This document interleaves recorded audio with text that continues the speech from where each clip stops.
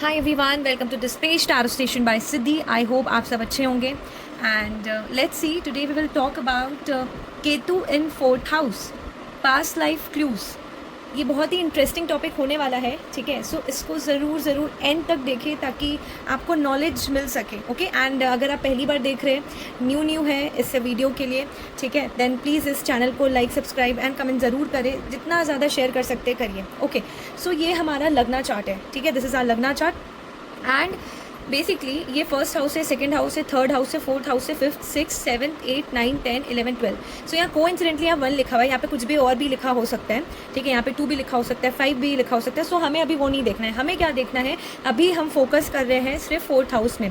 और fourth house में यहाँ पे केतु प्लेस्ड है, ठीक है। अच्छा, यहाँ तो ऐसे लिखा हुआ है KETU, लेकिन अगर आप अपना चार्ट देखोगे या किसी और का चार्ट खोलोगे तो यहाँ पे KE लिखा हो सकता है, ठीक है। सो लेट्स सी क्या कनेक्शन है, क्या पास्ट लाइफ क्लूज हमें मिलता है अगर जो केतु है प्लैनेट वो अगर फोर्थ हाउस में प्लेस्ड हो। So let's see. So do you ever feel emotionally unsettled, like no matter where you are, it never really feels like home? Or maybe you have always been deeply connected to your mother, your roots, or your childhood, but at the same time there is a strange sense of disconnection. Why? If your birth chart shows Ketu in the fourth house, as you can see, जैसे मैंने आपको बोला था, if your birth chart shows that Ketu is in the fourth house, this is not a coincidence basically, ठीक है। It's a powerful karmic clue from your past life.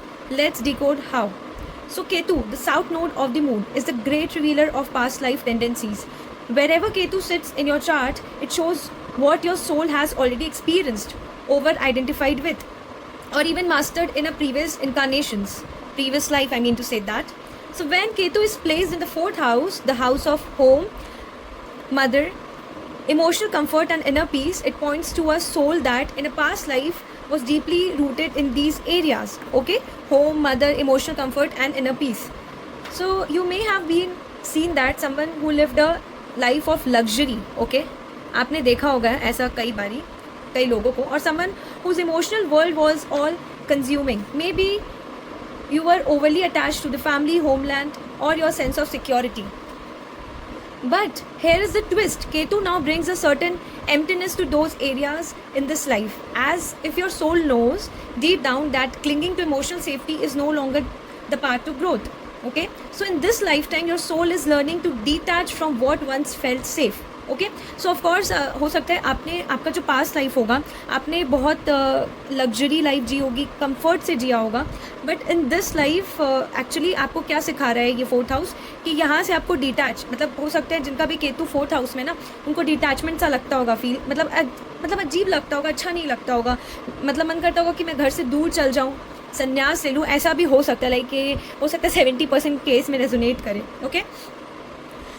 You might seek motherly affection yet feel emotionally distant or misunderstood. हो सकता है कि आप हमेशा like of course ये fourth house से प्लेस्ड है, तो अभी मैंने बोला कि मदर का भी होता है फोर्थ हाउस, ठीक है। तो अपनी मॉम से आप क्रेव कर रहे हो कि आपको प्यार मिले, बट एक्चुअली आपको सिर्फ और सिर्फ जिसको कहते हैं ना डिसकनेक्शन फील हुआ है, ठीक है, एंड डिस्टेंस हो गया, या तो मतलब बहुत सारा मैंने देखा है बहुत सारे लोगों को। और भी देखो प्लानिटरी पोजीशन मैटर करते हैं, लेकिन जब केतु इन फोर्थ हाउस आता है, हो सकता है वो अपने मदर से बचपन में ही बिछड़ जाते हैं, ठीक है, या फिर उनकी मदर या तो होती ही नहीं है, और होती है तो थोड़ा सा बीमार रहती है, और सेकेंडली ओन मदर होते हुए भी उतना प्यार आपको नहीं मिल पाता है, ठीक है। So this is not a punishment, it's a spiritual redirection. Ketu's presence here teach you, stop seeking comfort outside, start building it within. Okay, again I am repeating, stop seeking comfort outside and start building it within. It invites you to develop inner stability, emotional maturity and a sense of home that is not tied to people, places or past patterns. सो आपको balance कैसे करना है, अब आप जान तो गए कि आपका केतु इन फोर्थ हाउस क्या क्या दिखाता है, ठीक है। तो अब आप ऐसा क्या करें कि आपका वो चीज़ ठीक हो। So let's take that also. Ketu in fourth house, आप क्या कर सकते हो ऐसा कि बैलेंस हो आपका karmic energy. So nourish your root chakra, okay. So first step towards this is root chakra को आपको नरिश करना है, ओके। एंड रूट चक्रा का लोकेशन कहाँ है, वो बेस ऑफ द स्पाइन में है, एंड आपको वो लोकेशन गूगल पे मिल जाएगा, आप गूगल कर लेना कि where is root chakra located, ठीक है। So through grounding practices like meditation, walking barefoot on the earth और using crystals like red jasper and hematite helps you, okay. Because क्या होता है, रूट चक्रा का जो कलर है वो होता है रेड, तो वो आपको हेल्प करेगा। एंड एक और मैं आपको टिप देती हूँ, आप ना अगर क्रिस्टल्स नहीं यूज़ करना चाहते तो आप लम की भी चैंटिंग कर सकते हो, लाइक दिस लम लम। ये ना बीज मंत्र है रूट चक्र का, ठीक है, ये ज़रूर ट्राई कीजिएगा। लम का मेडिटेशन आप कर सकते हो आइज क्लोज करके, ठीक है। आप बेसिकली आप सोच सकते हो कि आपके मन में लम ऐसे करके वो चल रहा है, ठीक है। एंड अगर आप रेड जैस्पर लेते हो तो आप टंबल फॉर्म में ले सकते हो, ब्रेसलेट के फॉर्म में ले सकते हो, तो वो आपका बेस ऑफ द स्पाइन जहाँ रूट चक्र लोकेटेड है वहाँ आपको हेल्प करेगा। Okay, now second is practice gratitude without attachment. ये सबसे मेन पॉइंट है। ऐसे तो सारे ही रेमेडीज़ लाइक नेसेसरी है करना। So appreciate the comforts you have but don't cling to them. अब आपके पास जो है आप उसके लिए अप्रिशिएट कीजिए, ग्रैटिट्यूड दीजिए। जिसको कहते हैं ना कि लाइक मेरे ऐसे बहुत सारे क्लाइंट्स हैं जिसको मैंने देखा है कि अगर सामने वाले के पास बंगला है, सामने वाले के पास 5 BHK फ्लैट है, तो दे आर लाइक कि मैं खुश नहीं हूँ क्योंकि मेरे पास सिर्फ 2 BHK। अगर मैं यही बोलूँगी, अगर आपके पास खुद के पैसे का, अगर जिसको कहते हैं ना सर पे छत है और 2 कमरे का ही मकान है, तो वो सबसे बड़ा जिसको कहते हैं ना तकदीर होती है या फिर ताकत होती है। तो उसी में आप खुश रहो जो आपके पास है। जब भगवान देखेगा कि आप ये इन सब चीज़ों के लिए ग्रैटिट्यूड ले रहे हैं, एक flower basically 1 piece of rows के लिए ले रहे हैं ग्रैटिट्यूड, दे रहे हैं ग्रैटिट्यूड भगवान को, देन आपको भगवान ना पूरा रोज़ का बुके ला के दे देगा। एंड मार्क माई वर्ड्स, ये होना है, ठीक है। Okay, so practice gratitude without attachment.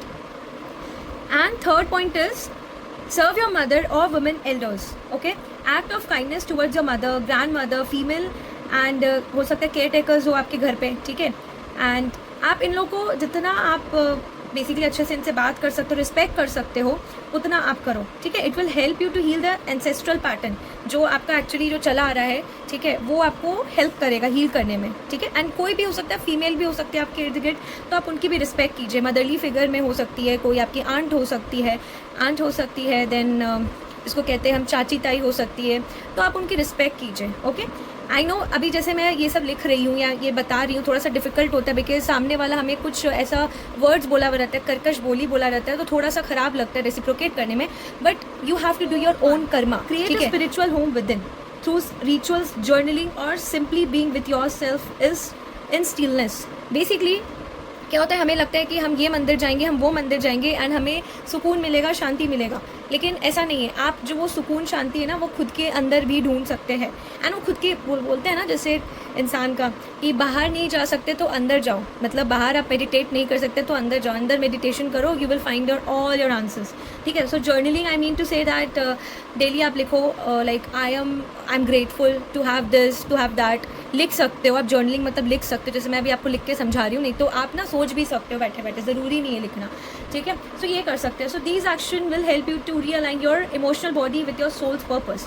ये आपको बहुत बहुत हेल्प करने वाला है। अगर आप ये डेली 7 मंथ्स तक 8 मंथ्स तक मेरे बोलने पे कर लिए, देन आप मुझे कमेंट सेक्शन में ज़रूर आके बताना कि क्या एक्चुअली बेसिकली आपको फ़र्क पड़ा। Okay, so Ketu in the 4th house isn't a curse, it's a sacred invitation, a call to let go of old emotional patterns and step into your next level of soul evolution. What you seek in others must first be found within yourself. Are you ready to turn your past karma into present wisdom? तो ज़रूर comment section में लिखे yes, I am ready Siddhi ma'am. And if this resonated with you, don't forget to like, share and subscribe and let me know in the comments that where is your Ketu place। हाँ, ये सबसे बड़ा point है कि आपको ना comment section में बताना है। ये तो मैंने 4th हाउस का बताया, तो अगर आपका 1st हाउस में है, 11th हाउस में है, 12th हाउस में है, 7th में है, 6th में है, तो ज़रूर बताइए। And actually what has it taught you so far, वो आप मुझे